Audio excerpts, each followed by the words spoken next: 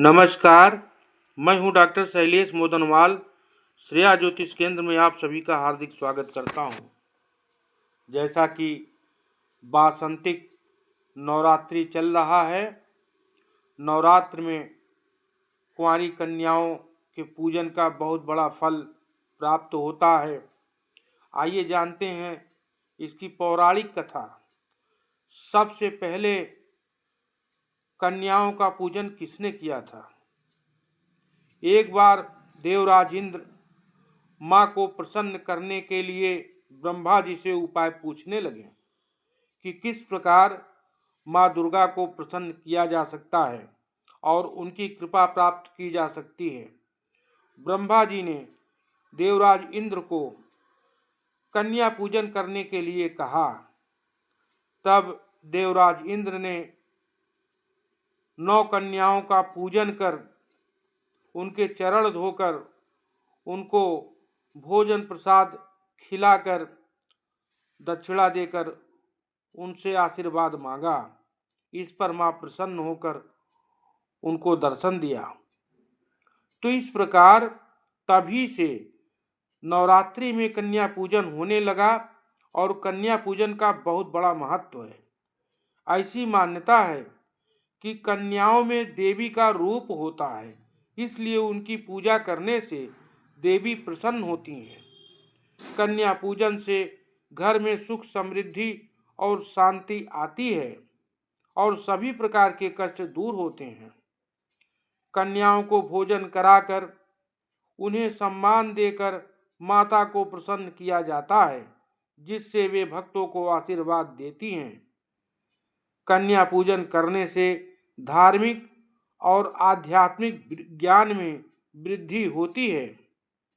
कन्या पूजन का संदेश है कि हर स्त्री में देवी की भावना होती है और हमें सभी स्त्रियों का सम्मान करना चाहिए।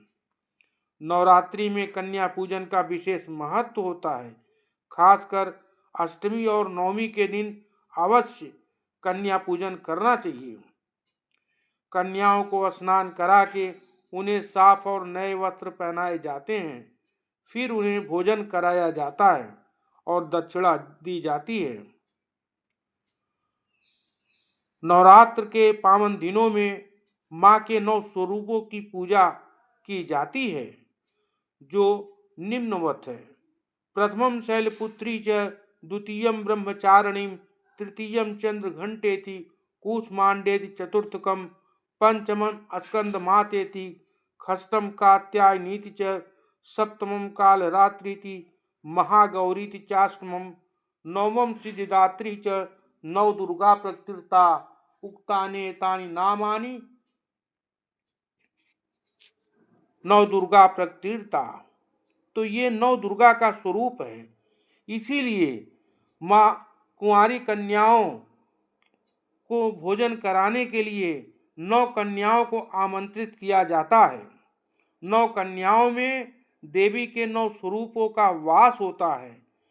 नवरात्र के पावन दिनों में खासतौर अष्टमी और नवमी के दिन 9 कन्याओं को बिना भोजन कराए, उनके चरण धोए, उनकी पूजा किए माँ प्रसन्न नहीं होती। इसके साथ ही एक भैरव स्वरूप बटुक का भी पूजन किया जाना चाहिए, तभी नवरात्रि व्रत पूर्ण रूप से सफल होता है। कुमारी कन्याओं में 10 वर्ष तक की कन्याओं का पूजन किया जाता है। तो यह था कुमारी कन्याओं के पूजन का फल। कुमारी कन्याओं को बिना भोजन सत्कार और उनके चरण धोए, उनकी पूजा अर्चना किए नवरात्रि व्रत पूर्ण नहीं होता। तो माँ के चरणों में भक्ति समर्पित करते हुए वासंतिक नवरात्र की हार्दिक शुभकामनाएं आप सभी को देता हूँ। वीडियो अच्छा लगा हो तो लाइक करें, शेयर करें, सब्सक्राइब करें। धन्यवाद। फिर मिलेंगे अगले वीडियो में, तब तक के लिए नमस्कार।